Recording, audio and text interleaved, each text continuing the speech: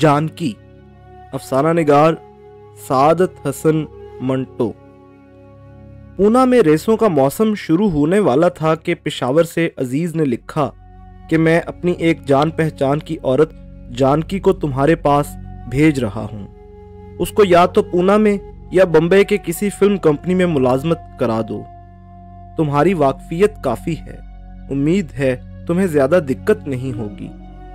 दिक्कत का तो इतना ज्यादा सवाल नहीं था, लेकिन मुसीबत यह थी कि मैंने ऐसा काम कभी किया ही नहीं था। फिल्म कंपनियों में अक्सर वही आदमी औरतें लेकर आते हैं जिन्हें उनकी कमाई खानी होती है। जाहिर है कि मैं बहुत घबराया, लेकिन फिर मैंने सोचा अजीज इतना पुराना दोस्त है, जाने किस यकीन के साथ भेजा है, उसको मायूस नहीं करना चाहिए। ये सोचकर भी एक गुना तस्कीन हुई कि औरत के लिए अगर वो जवान हो, हर फिल्म कंपनी के दरवाजे खुले हैं। इतने तरद्दुद की बात ही क्या है, मेरी मदद के बगैर ही उसे किसी न किसी फिल्म कंपनी में जगह मिल जाएगी। खत मिलने के चौथे रोज वो पूना पहुंच गई। कितना लंबा सफर तय करके आई थी, पेशावर से बॉम्बे और बॉम्बे से पूना। प्लेटफॉर्म पर चूंकि उसको मुझे पहचानना था, इसलिए गाड़ी आने पर मैंने एक सिरे से डिब्बों के पास से गुजरना शुरू किया। मुझे ज्यादा दूर न चलना पड़ा, क्योंकि सेकंड क्लास के डिब्बे से एक मुतवस्सित कद की औरत जिसके हाथ में मेरी तस्वीर थी उतरी। मेरी तरफ वो पीट करके खड़ी हो गई और एड़ियां ऊंची करके मुझे हुजूम में तलाश करने लगी। मैंने करीब जाकर कहा, जिसे आप ढूंढ रही हैं वो गालिबन मैं ही हूं। वो पलटी।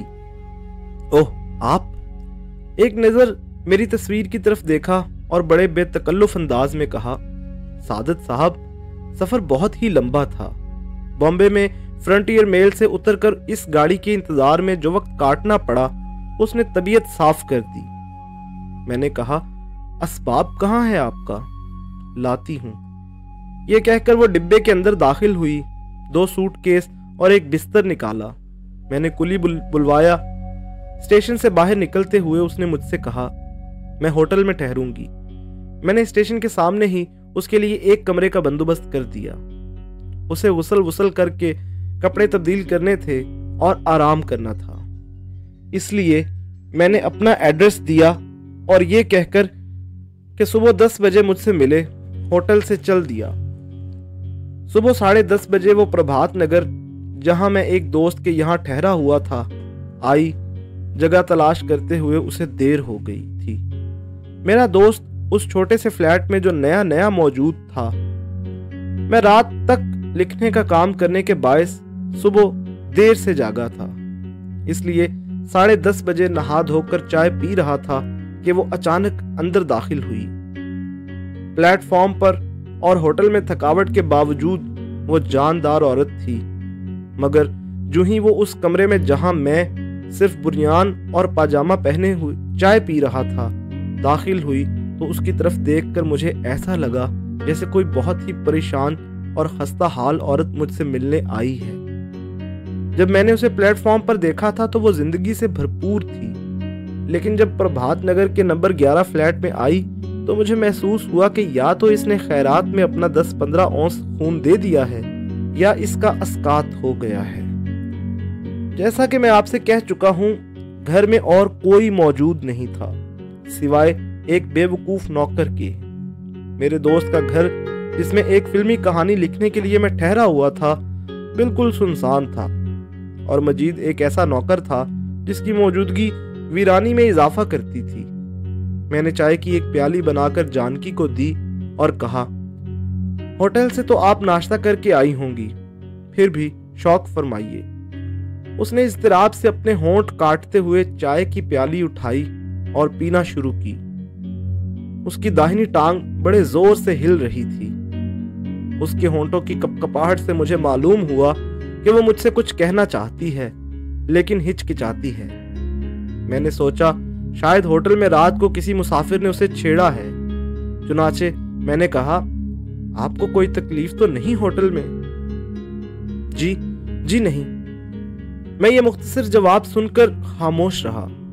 चाय खत्म हुई तो मैंने सोचा अब कोई बात करनी चाहिए। चुनाचे मैंने पूछा, अजीज साहब कैसे हैं? उसने मेरे सवाल का जवाब न दिया। चाय की प्याली तपाई पर रखकर उठ खड़ी हुई और लफ्जों को जल्दी जल्दी अदा करके कहा, मंटो साहब, आप किसी अच्छे डॉक्टर को जानते हैं? मैंने जवाब दिया, पूना में तो मैं किसी को नहीं जानता। ओह, मैंने पूछा, क्यों, आप बीमार हैं? जी हाँ। वो कुर्सी पर बैठ गई। मैंने दरियाफ्त किया, क्या तकलीफ है? उसके तीखे होंठ जो मुस्कुराते वक्त सुकड़ जाते थे या सुकेड़ लिए जाते थे, वाह हुए। उसने कुछ कहना चाहा लेकिन कह न सकी और उठ खड़ी हुई।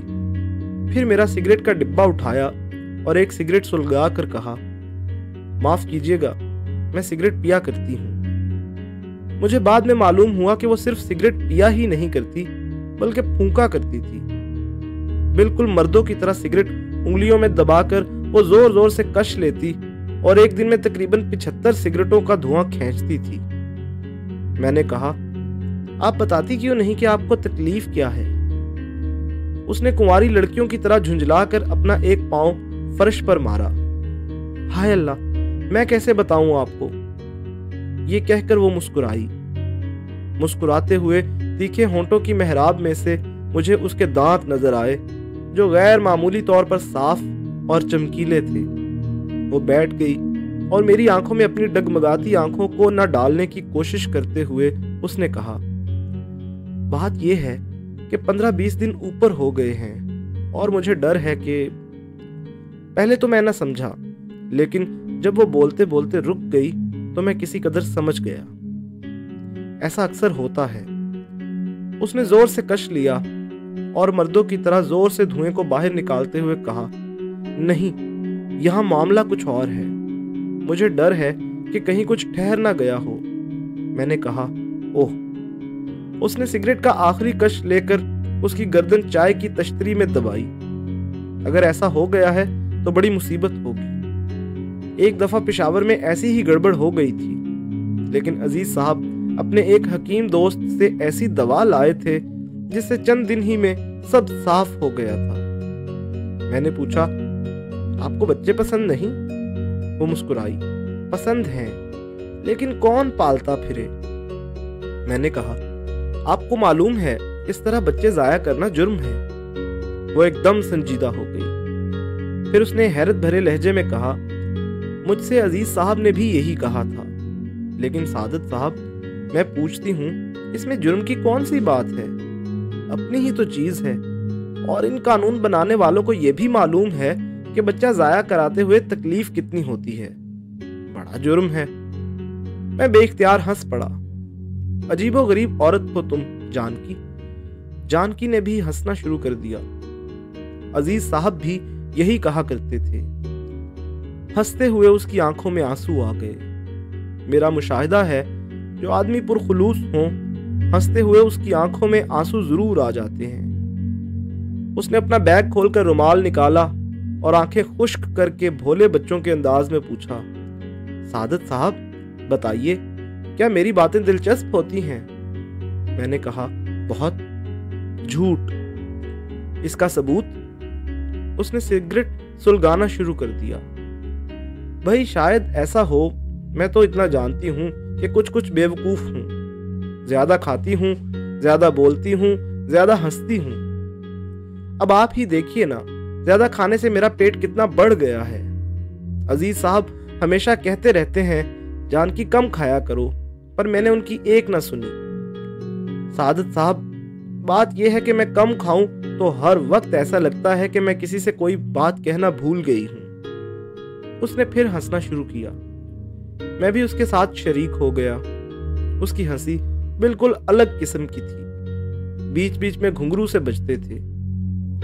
फिर वो अस्काते हमल के मुतालिक बातें शुरू करने ही वाली थी कि मेरा दोस्त, जिसके यहां मैं ठहरा हुआ था, आ गया। मैंने जानकी से उसका तारुफ कराया और बताया कि वो फिल्म लाइन में आने का शौक रखती है। मेरा दोस्त उसे स्टूडियो ले गया क्योंकि उसको यकीन था कि वो डायरेक्टर जिसके साथ वो बहैसियत असिस्टेंट के काम कर रहा था, अपने नए फिल्म में जानकी को एक खास रोल के लिए जरूर ले लेगा। पूना में जितने स्टूडियो थे, मैंने सब में मुख्तलिफ जराए से जानकी के लिए कोशिश की, किसी ने उसका साउंड टेस्ट लिया, किसी ने कैमरा टेस्ट। एक फिल्म कंपनी में उसको मुख्तलिफ किस्म के लिबास पहना कर देखा गया, मगर नतीजा कुछ न निकला। एक तो जानकी वैसे ही दिन ऊपर हो जाने के बायस परेशान थी। 4-5 रोज मुतवातिर जब उसे मुख्तलिफ फिल्म कंपनियों के उकता देने वाले माहौल में बेनतीजा गुजारने पड़े तो वो और ज्यादा परेशान हो गई। बच्चा जाया करने के लिए वो हर रोज 20-20 ग्रेन कोनेन खाती थी। इससे भी उसकी तबीयत पर गिरानी सी रहती थी। अजीज साहब के दिन पेशावर में उसके बगैर कैसे गुजरते हैं, इसके मुतालिक भी उसको हर वक्त फिक्र रहती थी। पूना पहुंचते ही उसने एक तार भेजा था। इसके बाद वो बिला नागा हर रोज एक खत लिख रही थी। हर खत में ये ताकीद होती थी कि वो अपनी सेहत का ख्याल रखें और दवा बाकायदगी के साथ पीते रहें। अजीज साहब को क्या बीमारी थी इसका मुझे इल्म नहीं, लेकिन जानकी से मुझे इतना मालूम हुआ कि अजीज साहब को चूंकि उससे मोहब्बत है, इसलिए वो फौरन उसका कहा मान लेते हैं। घर में कई बार बीवी से उनका झगड़ा हुआ कि वो दवा नहीं पीते, लेकिन जानकी से इस मामले में उन्होंने कभी चूं भी न की। शुरू में मेरा ख्याल था कि जानकी अजीज के मुतालिक जो इतनी फिक्रमंद रहती है महज बकवास है, बनावट है, लेकिन आहिस्ता आहिस्ता मैंने उसकी बेतकल्लुफ बातों से महसूस किया कि उसे हकीकतन अजीज का ख्याल है। उसका जब भी खत आया जानकी पढ़कर जरूर रोई। फिल्म कंपनियों के तवाफ का कोई नतीजा ना निकला, लेकिन एक रोज जानकी को यह मालूम करके बहुत खुशी हुई कि उसका अंदेशा गलत था। दिन वाकई ऊपर हो गए थे, लेकिन वो बात जिसका उसे खटका था नहीं थी। जानकी को पूना आए 20 रोज हो चले थे। अजीज को वो खत पर खत लिख रही थी। उसकी तरफ से भी लंबे लंबे मोहब्बत नामे आते थे। एक खत में अजीज ने मुझसे कहा था कि पूना में अगर जानकी के लिए कुछ नहीं होता तो मैं बॉम्बे में कोशिश करूं, क्योंकि वहां बेशुमार स्टूडियोज हैं। बात माकूल थी, लेकिन मैं सिनेरियो लिखने में मसरूफ था, इसलिए जानकी के साथ बॉम्बे जाना बहुत मुश्किल था। लेकिन मैंने पूना से अपने दोस्त सईद को, जो एक फिल्म में हीरो का पार्ट अदा कर रहा था, टेलीफोन किया। इत्तेफाक से वो उस वक्त स्टूडियो में मौजूद न था। ऑफिस में नारायण खड़ा था। उसे जब मालूम हुआ कि मैं पूना से बोल रहा हूं तो टेलीफोन ले लिया और जोर से चिल्लाया, hello Manto, Narayan speaking from this and. कहो क्या बात है। सईद उस वक्त स्टूडियो में नहीं है, घर में बैठा रजिया से आखिरी हिसाब किताब कर रहा है। मैंने पूछा क्या मतलब। नारायण ने उधर से जवाब दिया, खटपट हो गई है उनमें। असल में रजिया ने एक और आदमी से टांका मिला लिया है। मैंने कहा लेकिन ये हिसाब किताब कैसा हो रहा है। नारायण बोला, बड़ा कमीना है यार सईद, उससे कपड़े ले रहा है जो उसने खरीद कर दिए थे। खैर छोड़ो इस बात को, बताओ बात क्या है। मैंने उससे कहा बात यह है कि पेशावर से मेरे एक अजीज ने एक औरत यहाँ भेजी है जिसे फिल्मों में काम करने का शौक है। जानकी मेरे पास ही खड़ी थी। मुझे एहसास हुआ कि मैंने मुनासिब व मौजू लफ्जों में अपना मुद्दा बयान नहीं किया। मैं तस्दीक करने ही वाला था कि नारायण की बुलंद आवाज कानों के अंदर घुसी, औरत, पेशावर की औरत, हु बेहू, उसको जल्दी हु, हम भी कसूर का पठान है। मैंने कहा बकवास ना करो नारायण, सुनो, कल दक्कन क्वीन से मैं उन्हें बॉम्बे भेज रहा हूं। सईद या तुम कोई भी उसे स्टेशन पर लेने के लिए आ जाना, कल दक्कन क्वीन से, याद रहे।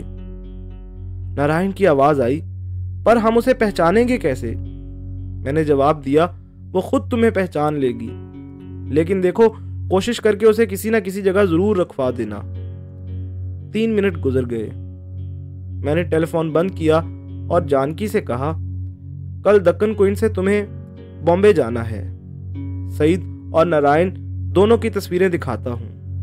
लंबे तड़ंगे खूबसूरत जवान हैं, तुम्हें पहचानने में दिक्कत नहीं होगी। मैंने एल्बम में जानकी को सईद और नारायण के मुख्तलिफ फोटो दिखाए। देर तक वो उन्हें देखती रही। मैंने नोट किया कि सईद का फोटो उसने ज्यादा गौर से देखा। एल्बम एक तरफ रखकर मेरी आंखों में आंखें न डालने की डगमगाती कोशिश करते हुए उसने मुझसे पूछा, दोनों कैसे आदमी हैं? क्या मतलब ये कि दोनों कैसे आदमी हैं? मैंने सुना है कि फिल्मों में अक्सर आदमी बुरे होते हैं। उसके लहजे में एक टोह लेने वाली संजीदगी थी। मैंने कहा, ये तो दुरुस्त है, लेकिन फिल्मों में नेक आदमियों की जरूरत ही कहां होती है? क्यों? दुनिया में दो किस्म के इंसान हैं। एक किस्म उन इंसानों की है जो अपने जख्मों से दर्द का अंदाजा करते हैं। दूसरी किस्म उनकी है जो दूसरों के जख्म देखकर दर्द का अंदाजा करते हैं। तुम्हारा ख्याल क्या है? कौन सी किस्म के इंसान जख्म के दर्द और उसकी तह की जलन को सही तौर पर महसूस करते हैं? उसने कुछ सोचने के बाद जवाब दिया, वो जिनके जख्म लगे होते हैं। मैंने कहा, बिल्कुल दुरुस्त।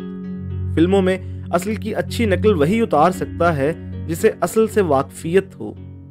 नाकाम मोहब्बत में दिल कैसे टूटता है, ये नाकाम मोहब्बत ही अच्छी तरह बता सकता है।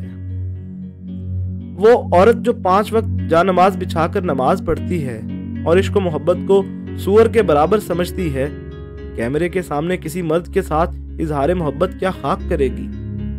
उसने फिर सोचा, इसका मतलब ये हुआ कि फिल्म लाइन में दाखिल होने से पहले औरत को सब चीजें जाननी चाहिए। मैंने कहा, ये जरूरी नहीं, फिल्म लाइन में आकर भी वो चीजें जान सकती है। उसने मेरी बात पर गौर न किया और जो पहला सवाल किया था फिर उसे दोहराया, सईद साहब और नारायण साहब कैसे आदमी हैं? तुम तफसील से पूछना चाहती हो? तफसील से आपका क्या मतलब? ये कि दोनों में से आपके लिए कौन बेहतर रहेगा? जानकी को मेरी ये बात नागवार गुजरी। कैसी बातें करते हैं आप? जैसी तुम चाहती हो। हटाइए भी। ये कहकर वो मुस्कुराई। मैं अब आपसे कुछ नहीं पूछूंगी। मैंने मुस्कुराते हुए कहा, जब पूछोगी तो मैं नारायण की सिफारिश करूंगा। क्यों? इसलिए कि वो सईद के मुकाबले में बेहतर इंसान है। मेरा अब भी यही ख्याल है। सईद शायर है, एक बहुत बेरहम किस्म का शायर। मुर्गी पकड़ेगा तो जिबा करने की बजाय उसकी गर्दन मरोड़ देगा। गर्दन मरोड़ कर उसके पर नोचेगा। पर नोचने के बाद उसकी यखनी निकालेगा। यखनी पीकर और हड्डियां चबाकर वो बड़े आराम से और सुकून से एक कोने में बैठकर उसकी मुर्गी की मौत पर एक नज्म लिखेगा जो उसके आंसुओं में भीगी हो। शराब पिएगा तो कभी बहकेगा नहीं। मुझे इससे बहुत तकलीफ होती है, क्योंकि शराब का मतलब ही फौत हो जाता है। सुबह बहुत आहिस्ता आहिस्ता बिस्तर पर से उठेगा, नौकर चाय की प्याली बनाकर लाएगा।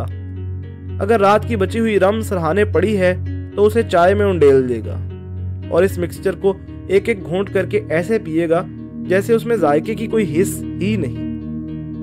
बदन पर कोई फोड़ा निकला है, खतरनाक शक्ल इख्तियार कर गया है, मगर मजाल है जो वो उसकी तरफ मुतवज्जे हो। पीप निकल रही है, गल सड़ गया है, नासूर बनने का खतरा है, लेकिन सईद कभी किसी डॉक्टर के पास नहीं जाएगा। आप उससे कुछ कहेंगे तो ये जवाब मिलेगा, अक्सर औकात बीमारियां इंसान की जुज़्व बदन हो जाती हैं। जब मुझे ये जख्म तकलीफ नहीं देता तो इलाज की क्या जरूरत है? और ये कहते हुए वो जख्म की तरफ इस तरह देखेगा जैसे कोई अच्छा शेर नजर आ गया है।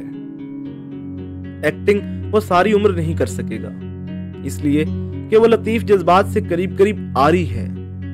मैंने उसे एक फिल्म में देखा जो हीरोइन के गानों के बायस बहुत मकबूल हुआ था। एक जगह उसे अपनी महबूबा का हाथ अपने हाथ में लेकर मोहब्बत का इजहार करना था। खुदा की कसम, उसने हीरोइन का हाथ कुछ इस तरह अपने हाथ में लिया जैसे कुत्ते का पंजा पकड़ा जाता है। मैंने उसे कई बार कहा, एक्टर बनने का ख्याल अपने दिमाग से निकाल दो, अच्छे शायर हो, घर बैठो और नज़में लिखा करो। मगर उसके दिमाग पर अभी तक एक्टिंग की धुन सवार है। नारायण मुझे बहुत पसंद है। स्टूडियो की जिंदगी के जो उसूल उसने अपने लिए वज़ा कर रखे हैं मुझे अच्छे लगते हैं। नंबर 1, एक्टर जब तक एक्टर है उसे शादी नहीं करनी चाहिए। शादी कर ले तो फौरन फिल्म को तलाक देकर दूध दही की दुकान खोल ले। अगर मशहूर एक्टर रहा तो काफी आमदनी हो जाया करेगी। नंबर 2, कोई एक्ट्रेस तुम्हें भैया या भाई साहब कहे तो फौरन उसके कान में कहो, आपकी अंगिया का साइज क्या है। नंबर 3, किसी एक्ट्रेस पर अगर तुम्हारी तबीयत आ गई है तो तमहीदे मारने में वक्त जाया ना करो। उससे तखलिये में मिलो और कहो कि मैं भी मुंह में जुबान रखता हूं। उसका यकीन ना आए तो पूरी जीभ बाहर निकाल कर रख दो। अगर कोई एक्ट्रेस तुम्हारे हिस्से में आ जाए तो उसकी आमदनी में से एक पैसा भी ना लो। एक्ट्रेसों के शौहरों और भाइयों के लिए ये पैसा हलाल है। नंबर 5, इस बात का ख्याल रखना कि एक्ट्रेस के बतन से तुम्हारी कोई औलाद ना हो। स्वराज मिलने के बाद अलबत्ता तुम उसकी औलाद पैदा कर सकते हो। नंबर 6, याद रखो कि एक्टर की भी आकिबत होती है। उसे रेजर और कंघी से संवारने की बजाय कभी कभी गैर मुहज्जब तरीके से भी संवारने की कोशिश किया करो, मिसाल के तौर पर कोई नेक काम करके। नंबर 7, स्टूडियो में सबसे ज्यादा एहतराम पठान चौकीदार का करो। सुबह स्टूडियो में आते वक्त उसे सलाम करने से तुम्हें फायदा होगा, यहां नहीं तो दूसरी दुनिया में जहां फिल्म कंपनियां नहीं होंगी। नंबर 8, शराब और एक्ट्रेस की आदत हरगिज ना डालो। बहुत मुमकिन है कि किसी रोज कांग्रेस गवर्नमेंट लहर में आकर ये दोनों चीजें ममनू करार दे दे। नंबर 9, सौदागर मुसलमान सौदागर हो सकता है, लेकिन एक्टर हिंदू एक्टर या मुस्लिम एक्टर नहीं हो सकता। नंबर 10, झूठ ना बोलो। ये सब बातें नारायण के 10 अहकाम के उन्वान तले उसने अपनी एक नोटबुक में लिख रखी हैं, जिनसे उसके कैरेक्टर का बखूबी अंदाजा हो सकता है। लेकिन लोग कहते हैं कि वो उन सब पर अमल नहीं करता, मगर ये हकीकत नहीं। सईद और नारायण के मुतालिक जो मेरे ख्यालात थे मैंने जानकी के पूछे बगैर इशारतन बता दिए, और आखिर में उससे साफ लफ्जों में कह दिया कि अगर तुम इस लाइन में आ गई तो किसी ना किसी मर्द का सहारा तुम्हें लेना ही पड़ेगा। नारायण के मुतालिक मेरा ख्याल है कि अच्छा दोस्त साबित होगा। मेरा मशवरा उसने सुन लिया और बॉम्बे चली गई।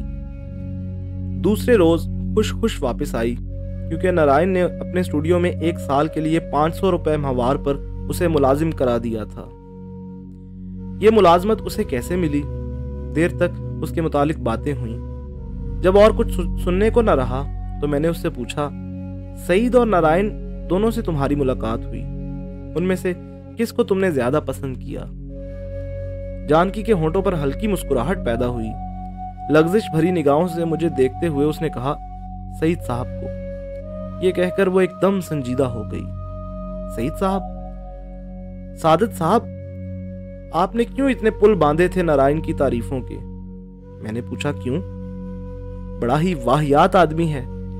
शाम को बाहर कुर्सियां बिछाकर सईद साहब और वो शराब पीने के लिए बैठे तो बातों बातों में मैंने नारायण भैया से कहा। अपना मुंह मेरे कान के पास लाकर पूछा, तुम्हारी अंगिया का साइज क्या है? भगवान जानता है, मेरे तन बदन में तो आग ही लग गई। कैसा लुच्चर आदमी है। जानकी के माथे पर पसीना आ गया। मैं जोर जोर से हंसने लगा। उसने तेजी से कहा, आप क्यों हंस रहे हैं? उसकी बेवकूफी पर। यह कहकर मैंने हंसना बंद कर दिया। थोड़ी देर नारायण को बुरा भला कहने के बाद जानकी ने अजीज के मुतालिक फिक्रमंद लहजे में बातें शुरू कर दी। कई दिनों से उसका खत नहीं आया था, इसलिए तरह तरह के ख्यालात उसे सता रहे थे। कहीं उन्हें फिर जुकाम ना हो गया हो, अंधाधुंध साइकिल चलाते हैं, कहीं हादसा ही ना हो गया हो, पूना ही ना आ रहे हों, क्योंकि जानकी को रुखसत करते वक्त उन्होंने कहा था कि एक रोज मैं चुपचाप तुम्हारे पास चला आऊंगा। बातें करने के बाद उसका तरद्दुद कम हुआ तो उसने अजीज की तारीफें शुरू कर दी। घर में बच्चों का बहुत ख्याल रखते हैं। हर रोज सुबह उनको वर्जिश कराते हैं और नहला धुला कर स्कूल छोड़ने जाते हैं। बीवी बिल्कुल फौहड़ है, इसलिए रिश्तेदारों से सारा रख रखाव खुद उन्हीं को करना पड़ता है। एक दफा जानकी को टाइफाइड हो गया था तो 20 दिन तक मुतवातिर नर्सों की तरह उसकी तीमारदारी करते रहे, वगैरह वगैरह। दूसरे रोज मुनासिब व मौजू अल्फाज में मेरा शुक्रिया अदा करने के बाद वो बॉम्बे चली गई, जहां उसके लिए एक नई और चमकीली दुनिया के दरवाजे खुल गए थे। पूना में मुझे तकरीबन 2 महीने कहानी का मंजरनामा तैयार करने में लगे। हक्कुल खिदमत वसूल करके मैंने बॉम्बे का रुख किया, जहां मुझे एक नया कॉन्ट्रैक्ट मिल गया था। मैं सुबह 5 बजे के करीब अंधेरी पहुंचा, जहां एक मामूली बंगले में सईद और नारायण दोनों इकट्ठे रहते थे। बरामदे में दाखिल हुआ तो दरवाजा बंद पाया। मैंने सोचा सो रहे होंगे, तकलीफ नहीं देना चाहिए।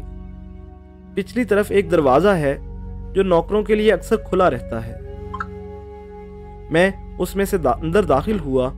बावर्ची खाना और साथ वाला कमरा जिसमें खाना खाया जाता है हस्बे मामूल बेहद गलीज था।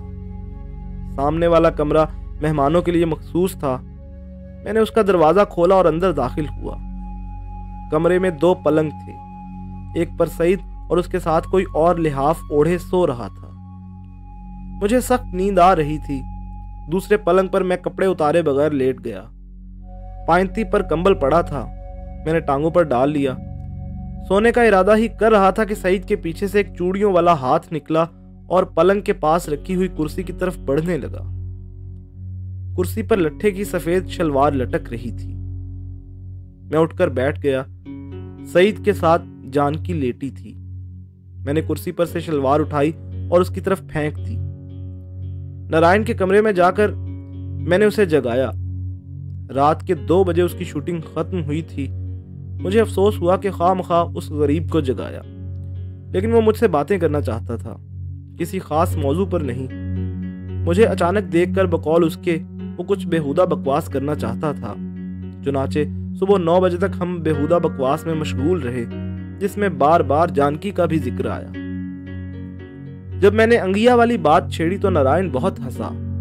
हंसते हंसते उसने कहा, सबसे मजेदार बात तो ये है कि जब मैंने उसके कान के साथ मुंह लगाकर पूछा, तुम्हारी अंगिया का साइज क्या है, तो उसने बता दिया। कहा 24। उसके बाद अचानक उसे मेरे सवाल की बेहूदगी का एहसास हुआ। मुझे कोसना शुरू कर दिया। बिल्कुल बच्ची है। जब कभी मुझसे मुठभेड़ होती है तो सीने पर दुपट्टा रख लेती है, लेकिन मंटो बड़ी वफादार औरत है। मैंने पूछा, तुमने कैसे जाना? नारायण मुस्कुराया। औरत जो एक बिल्कुल अजनबी आदमी को अपनी अंगिया का सही साइज बता दे, धोखेबाज हरगिज नहीं हो सकती। अजीबोगरीब मंतक थी, लेकिन नारायण ने मुझे बड़ी संजीदगी से यकीन दिलाया कि जानकी बड़ी पुरखलूस औरत है। उसने कहा, मंटो तुम्हें मालूम नहीं सईद की कितनी खिदमत कर रही है।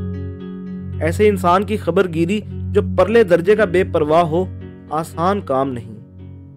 लेकिन ये मैं जानता हूं कि जानकी इस मुश्किल को बड़ी आसानी से निभा रही है। औरत होने के साथ साथ वो एक पुरखलूस और ईमानदार आया भी है। सुबह उठकर उस खिर्दजात को जगाने में आधा घंटा सर्फ करती है।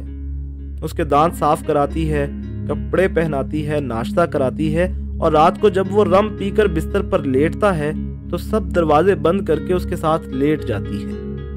और जब स्टूडियो में किसी से मिलती है तो सिर्फ सईद की बातें करती है।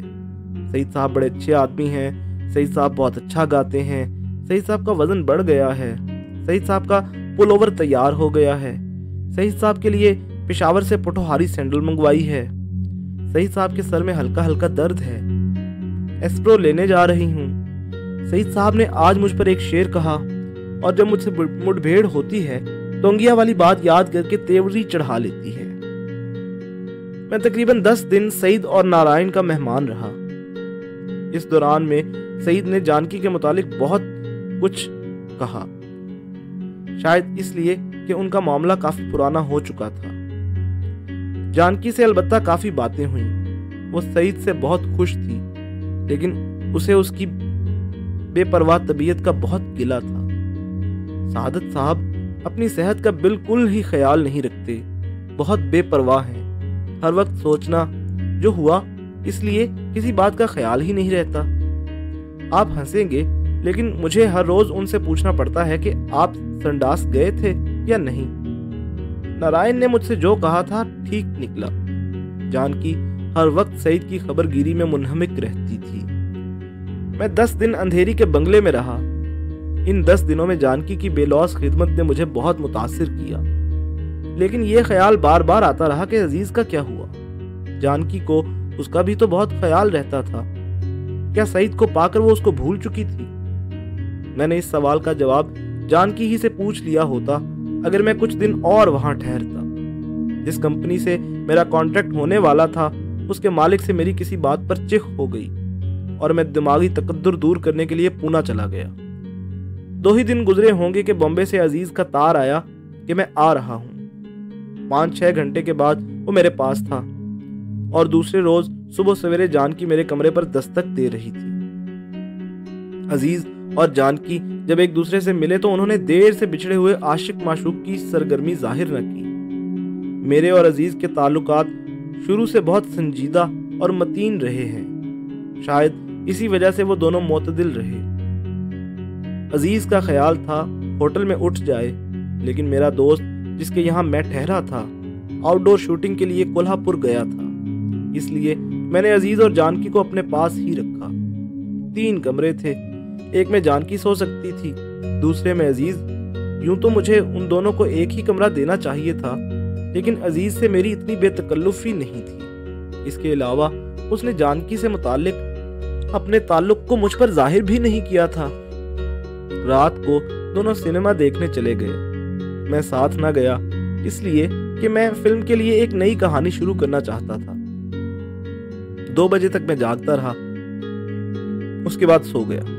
एक चाबी मैंने अजीज को दे दी थी, इसलिए मुझे उनकी तरफ से इत्मीनान था। रात को मैं चाहे बहुत देर तक काम करूं, 3:30 और 4 बजे के दरमियान एक दफा जरूर जागता हूं और उठकर पानी पीता हूं। हस्बे आदत उस रात को भी मैं पानी पीने के लिए उठा। इत्तेफाक से जो कमरा मेरा था, यानी जिसमें मैंने अपना बिस्तर जमाया हुआ था, अजीज के पास था और उसमें मेरी सुराही पड़ी थी। अगर मुझे शिद्दत की प्यास न लगी होती तो अजीज को तकलीफ न देता, लेकिन ज्यादा विस्की पीने के बायस मेरा हलक बिल्कुल खुश्क हो रहा था, इसलिए मुझे दस्तक देनी पड़ी। थोड़ी देर बाद दरवाजा खुला। जानकी ने आंखें मलते मलते दरवाजा खोला और कहा, सईद साहब। और जब मुझे देखा तो एक हल्की सी ओह उसके मुंह से निकल गई। अंदर के पलंग पर अजीज सो रहा था। मैं बेइख्तियार मुस्कुराया। जानकी भी मुस्कुराई और उसके तीखे होंठ एक कोने की तरफ सिकुड़ गए। मैंने पानी की सुराही ली और चला आया। सुबह उठा तो कमरे में धुआं जमा था। बावर्ची खाने में जाकर देखा तो जानकी कागज जला जलाकर अजीज के गुस्ल के लिए पानी गर्म कर रही थी। आंखों से पानी बह रहा था। मुझे देखकर मुस्कुराई और अंगीठी में फूंके मारती हुई कहने लगी, अजीज साहब ठंडे पानी से नहाए तो उन्हें जुकाम हो जाता है। मैं नहीं थी पेशावर में तो 1 महीना बीमार रहे, और रहते भी क्यों नहीं जब दवा पीनी ही छोड़ दी थी। आपने देखा नहीं कितने दुबले हो गए हैं। और अजीज नहा धोकर जब किसी काम की गर्ज से बाहर गया तो जानकी ने मुझसे सईद के नाम तार लिखने के लिए कहा। मुझे कल यहाँ पहुंचते ही उन्हें तार भेजना चाहिए था। कितनी गलती हुई मुझसे। उन्हें बहुत तशवीश हो रही होगी। उसने मुझसे तार का मजमून बनवाया, जिसमें अपनी बखैरियत पहुंचने की इत्तला तो थी, लेकिन सईद की खैरियत दरियाफ्त करने का इज़्तिराब ज्यादा था। इंजेक्शन लगवाने की ताकीद भी थी। 4 रोज गुजर गए। सईद को जानकी ने 5 तार रवाना किए, पर उसकी तरफ से कोई जवाब न आया। बॉम्बे जाने का इरादा कर ही रही थी कि अचानक शाम को अजीज की तबीयत खराब हो गई। मुझसे सईद के नाम एक और तार लिखवाकर वो सारी रात अजीज की तीमारदारी में मसरूफ रही। मामूली बुखार था, लेकिन जानकी को बेहद तशवीश थी। मेरा ख्याल है इस तशवीश में सईद की खामोशी का पैदा करदा वो इज़्तिराब भी शामिल था। वो मुझसे इस दौरान में कई बार कह चुकी थी, सादत साहब, मेरा ख्याल है सईद साहब जरूर बीमार हैं, वरना वो मुझे तारों और खतूत का जवाब जरूर लिखते। 5वें रोज शाम को अजीज की मौजूदगी में सईद का तार आया, जिसमें लिखा था, मैं बहुत बीमार हूं, फौरन चली आओ। तार आने से पहले जानकी मेरी किसी बात पर बेतहाशा हंस रही थी, लेकिन जब उसने सईद की बीमारी की खबर सुनी तो एकदम खामोश हो गई। अजीज को यह खामोशी बहुत नागवार मालूम हुई, क्योंकि जब उसने जानकी को मुखातिब किया तो उसके लहजे में तेजी थी। मैं उठकर चला गया। शाम को जब वापस आया तो जानकी और अजीज कुछ इस तरह अलहदा-अलहदा बैठे थे जैसे उनमें काफी झगड़ा हो चुका है। जानकी के गालों पर आंसुओं का मैल था। जब मैं कमरे में दाखिल हुआ तो इधर उधर की बातों के बाद जानकी ने अपना हैंडबैग उठाया और अजीज से कहा, मैं जाती हूँ लेकिन बहुत जल्द वापस आ जाऊंगी। फिर मुझसे मुखातिब हुई, सादत साहब इनका ख्याल रखिए, अभी तक बुखार दूर नहीं हुआ। मैं स्टेशन तक उसके साथ गया, ब्लैक मार्केट से टिकट खरीदकर उसे गाड़ी पर बिठाया और घर चला आया। अजीज को हल्का हल्का बुखार था। हम दोनों देर तक बातें करते रहे लेकिन जानकी का जिक्र ना आया। तीसरे रोज सुबह 5:30 बजे के करीब मुझे बाहर का दरवाजा खुलने की आवाज आई। उसके बाद जानकी की जल्दी जल्दी लफ्जों को ऊपर तले करती हुई वो अजीज से पूछ रही थी कि उसकी तबीयत अब कैसी है और क्या उसकी गैर मौजूदगी में उसने बाकायदा दवा पी थी या नहीं। अजीज की आवाज मेरे कानों तक न पहुंची, लेकिन आध घंटे के बाद जबकि नींद से मेरी आंखें मुंद रही थीं, अजीज की खफगी आमेज बातों का दबा दबा शोर सुनाई दिया। समझ में तो कुछ ना आया, लेकिन इतना पता चल गया कि वो जानकी से अपनी नाराजगी का इजहार कर रहा था। सुबह 10 बजे अजीज ने ठंडे पानी से गुस्ल किया और जानकी का गर्म किया हुआ पानी वैसे ही गुस्ल खाने में पड़ा रहा। जब मैंने जानकी से इस बात का जिक्र किया तो उसकी आंखों में आंसू आ गए। नहा धोकर अजीज बाहर चला गया। जानकी कमरे में पलंग पर लेटी रही। दोपहर को 3 बजे के करीब जब मैं उसके पास गया तो मालूम हुआ कि उसे बहुत तेज बुखार है। डॉक्टर बुलाने के लिए बाहर निकला तो अजीज टांगे में असबाब रखवा रहा था। मैंने पूछा, कहाँ जा रहे हो? उसने मेरे साथ हाथ मिलाया और कहा, बॉम्बे, इंशाल्लाह फिर मुलाकात होगी। ये कहकर वो टांगे में बैठा और चला गया। मुझे ये बताने का मौका ही ना मिला कि जानकी को बहुत तेज बुखार है। डॉक्टर ने जानकी को अच्छी तरह देखा और मुझे बताया कि उसे ब्रोंकाइटिस है। अगर एहतियात न बरती तो निमोनिया होने का खतरा है। डॉक्टर नुस्खा देकर चला गया तो जानकी ने अजीज के बारे में पूछा। पहले तो मैंने सोचा कि उसे ना बताऊं, लेकिन छुपाने से कोई फायदा नहीं था, इसलिए मैंने कह दिया कि चला गया है। ये सुनकर उसे बहुत सदमा हुआ। देर तक वो तकिए में सर देकर रोती रही।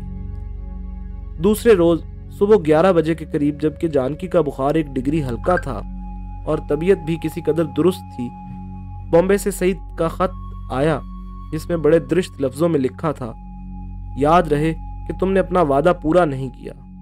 मैं बहुत मना करता रहा, लेकिन वो तेज बुखार ही में पूना एक्सप्रेस से बॉम्बे रवाना हो गई। 5-6 दिनों के बाद नारायण का तार आया, एक जरूरी काम है, फौरन बॉम्बे चले आओ। मेरा ख्याल था कि किसी प्रोड्यूसर से उसने मेरे कॉन्ट्रैक्ट की बात की होगी, लेकिन बॉम्बे पहुंचकर मालूम हुआ कि जानकी की हालत बहुत नाजुक है। ब्रोंकाइटिस बिगड़कर निमोनिया में तब्दील हो गया था। इसके अलावा जब वो पूना से बॉम्बे पहुंची थी तो अंधेरी जाने के लिए चलती ट्रेन में चढ़ने की कोशिश करते हुए गिर पड़ी थी, जिसके बायस उसकी दोनों रानें बहुत बुरी तरह छिल गई थी। जानकी ने इस जिस्मानी तकलीफ को बड़ी बहादुरी से बर्दाश्त किया, लेकिन जब वो अंधेरी पहुंची और सईद ने उसके बंधे हुए असबाब की तरफ इशारा करके कहा, मेहरबानी करके यहां से चली जाओ, तो उसे बहुत रूहानी तकलीफ हुई। नारायण ने मुझे बताया, सईद के मुंह से ये बर्फ जैसे ठंडे लफ्ज सुनकर वो एक लहजे के लिए बिल्कुल पत्थर हो गई। मेरा ख्याल है उसने थोड़ी देर के बाद ये जरूर सोचा होगा, मैं गाड़ी के नीचे आकर मर क्यों ना गई। सादत, तुम कुछ भी कहो, मगर सईद औरतों से जैसा सलूक करता है बहुत ही नामर्दाना है। बेचारी को बुखार था, चलती रेल से गिर पड़ी थी, और वो भी इस खरजात के पास जल्दी पहुंचने के बायस। लेकिन उसने इन बातों का ख्याल ही ना किया और एक बार फिर उससे कहा, मेहरबानी करके यहां से चली जाओ। उसके लहजे में मंटो किसी जज्बे का इजहार नहीं था, बस ऐसा था जैसे लाइनोटाइप मशीन से अखबार की एक सतर ढलकर बाहर निकल आए। मुझे बहुत दुख हुआ, चुनाचे मैं वहां से उठकर चला गया। शाम को जब वापस आया तो जानकी मौजूद नहीं थी, लेकिन सईद पलंग पर बैठा रम का ग्लास सामने रखे एक नज्म लिखने में मसरूफ था। मैंने उससे कोई बात न की और अपने कमरे में चला गया। दूसरे रोज स्टूडियो से मालूम हुआ कि जानकी एक एक्स्ट्रा लड़की के घर खतरनाक हालत में पड़ी है। मैंने स्टूडियो के मालिक से बात की और उसे अस्पताल भिजवा दिया। कल से वही है। बताओ अब क्या किया जाए। मैं तो उसे देखने जा नहीं सकता, इसलिए कि वो मुझसे नफरत करती है। तुम जाओ और देख कर आओ किस हालत में है। मैं अस्पताल गया तो उसने सबसे पहले अजीज और सईद के मुतालिक पूछा। जो सलूक उन दोनों ने उसके साथ किया था, उसके बाद उसके पुरखुलूस इस्तफसार ने मुझे बेहद मुतासिर किया। उसकी हालत नाजुक थी। डॉक्टरों ने मुझे बताया कि दोनों फेफड़ों पर वर्म है और जान का खतरा है। लेकिन मुझे हैरत है कि जान की इतनी बड़ी तकलीफ मर्दाना वार बर्दाश्त कर रही थी। अस्पताल से लौटा और स्टूडियो में नारायण को तलाश किया तो मालूम हुआ वो सुबह ही से गायब है। शाम को जब वो घर वापस आया तो उसने मुझे 3 छोटी छोटी शीशियां दिखाई जिनका मुंह रबड़ से बंद था। जानते हो ये क्या है? मैंने कहा, मालूम नहीं, इंजेक्शन से लगते हैं। नारायण मुस्कुराया, इंजेक्शन ही है, लेकिन पेनिसिलिन के। मुझे सख्त हैरत हुई क्योंकि पेनिसिलिन उस वक्त बहुत ही कलील मिकदार में तैयार होती थी। अमेरिका और इंग्लिस्तान में जितनी बनती है थोड़ी थोड़ी मिलिट्री अस्पतालों में तकसीम कर दी जाती थी। चुनाचे मैंने नारायण से पूछा, ये तो बिल्कुल नायाब चीज है, तुम्हें कैसे मिल गई? उसने मुस्कुराकर जवाब दिया, बचपन में घर की तिजोरी खोलकर रुपए चुराना मेरे बाएं हाथ का काम था। आज दाएं हाथ से मिलिट्री हॉस्पिटल का रेफ्रिजरेटर खोलकर मैंने ये 3 बल्ब चुराए हैं। चलो जल्दी करो, जानकी को अस्पताल से होटल में ले चलें। टैक्सी लेकर मैं अस्पताल गया और जानकी को उस होटल में ले गया जहां मैं नारायण 2 कमरों का पहले ही बंदोबस्त कर चुका था। जानकी ने मुझसे कई बार नहीफ आवाज में पूछा कि मैं उसे होटल में क्यों लाया हूं। हर बार मैंने यही जवाब दिया, तुम्हें मालूम हो जाएगा। और जब उसे मालूम हुआ, यानी जब नारायण सिरिंज हाथ में लिए उसे टीका लगाने के लिए उस कमरे में आया, तो नफरत से एक तरफ उसने मुंह फेर लिया और मुझसे कहा, सादत साहब, इससे कहिए चला जाए यहां से। नारायण मुस्कुराया, जाने मन, गुस्सा थूक दो, यहां तुम्हारी जान का सवाल है। जानकी को तैश आ गया। निकाहत के बावजूद उठकर बैठ गई। सादत साहब, मैं जाती हूं यहां से, या आप इस हरामखोर को निकालिए बाहर। नारायण ने धक्का देकर उसे लिटा दिया और मुस्कुराते हुए कहा, यह हरामजादा तुम्हें इंजेक्शन लगाकर ही रहेगा। खबरदार जो तुमने मजाहमत की। ये कहकर उसने एक हाथ से मजबूती के साथ जानकी का बाजू पकड़ा। सिरिंज मुझे देकर उसने स्पिरिट में रुई भिगोई और उसका डंटर साफ किया। उसके बाद रुई मुझे देकर उसने सिरिंज की सुई उसके बाजू की मछली में दाखिल कर दी। वो चीखी, लेकिन पेनिसिलिन उसके जिस्म में जा चुकी थी। जब नारायण ने जानकी का बाजू अपनी मजबूत गिरफ्त से अलहदा किया तो उसने रोना शुरू कर दिया। नारायण ने उसकी बिल्कुल परवाह न की और स्प्रिट लगी रुई से इंजेक्शन वाला हिस्सा पोंछकर दूसरे कमरे में चला गया। पहला इंजेक्शन रात को 9 बजे दिया था, दूसरा 3 घंटे बाद देना था। नारायण ने मुझे बताया, अगर 3 के 3.5 घंटे हो गए तो पेनिसिलिन का असर बिल्कुल जायल हो जाएगा। चुनाचे वो जागता रहा। तकरीबन 11:30 बजे उसने स्टोव जलाया, सिरिंज उबाली और उसमें दवा भरी। जानकी खरखराहट भरे सांस ले रही थी, आंखें बंद थी। नारायण ने दूसरे बाजू को स्पिरिट से साफ किया और सिरिंज की सुई अंदर खुबो दी। जानकी के होंठों से पतली सी चीख निकली। नारायण ने दवा जिस्म के अंदर भेजकर सुई बाहर निकाली और स्पिरिट से इंजेक्शन वाली जगह साफ करते हुए मुझसे कहा, अब तीसरा 3 बजे। मुझे मालूम नहीं उसने तीसरा और चौथा इंजेक्शन कब दिया, लेकिन जब बेदार हुआ तो स्टोव जलने की आवाज आ रही थी और नारायण होटल के बैरे से बर्फ के लिए कह रहा था क्योंकि उसे पेनिसिलिन को ठंडा रखना था। 9 बजे 5वां इंजेक्शन देने के लिए जब हम दोनों जानकी के कमरे में गए तो वो आंखें खोले लेटी थी। उसने नफरत भरी निगाहों से नारायण की तरफ देखा, लेकिन मुंह से कुछ न कहा। नारायण मुस्कुराया, क्यों जाने मन, क्या हाल है? जानकी खामोश रही। नारायण उसके पास खड़ा हो गया।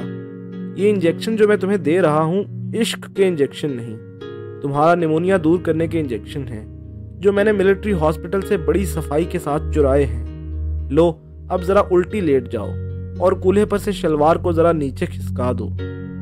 कभी लिया है यहाँ इंजेक्शन? ये कहकर उसने जानकी के कूल्हे पर एक जगह गोश्त के अंदर उंगली खुबोई। जानकी की आंखों में मरूब सी नफरत पैदा हुई। जब उसने करवट बदली तो नारायण ने कहा, शाबाश। पेशतर इसके कि वो जानकी कोई मजामत करे, नारायण ने एक हाथ से उसकी शलवार नीचे खिसकाई और मुझसे कहा, स्प्रिट लगाओ। जानकी ने टांगे चलाना शुरू की तो नारायण ने कहा, जानकी टांगे वांगे मत चलाओ, मैं इंजेक्शन लगा के रहूंगा। गर्ज ये कि 5वां इंजेक्शन दे दिया गया। 15 और बाकी थे जो नारायण को हर 3 घंटे के बाद देने थे और ये 45 घंटे का काम था। 5 इंजेक्शन से वो जानकी को बज़ाहिर कोई नुमाया फायदा नहीं पहुंचा था, लेकिन नारायण को पेंसिलिन के एजाज का यकीन था और उसे पूरी पूरी उम्मीद थी कि वो बच जाएगी। हम दोनों बहुत देर तक उस नई दवा के मुतालिक बातें करते रहे। 11 बजे के करीब नारायण का नौकर मेरे नाम एक तार लेकर आया। पूना से था। एक फिल्म कंपनी ने मुझे फौरन बुलाया था, इसलिए मुझे जाना पड़ा। 10-15 दिनों के बाद कंपनी ही के एक काम से मैं बम्बई आया।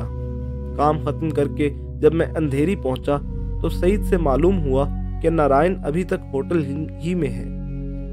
होटल बहुत दूर शहर में था, इसलिए रात में वहीं अंधेरी में रहा।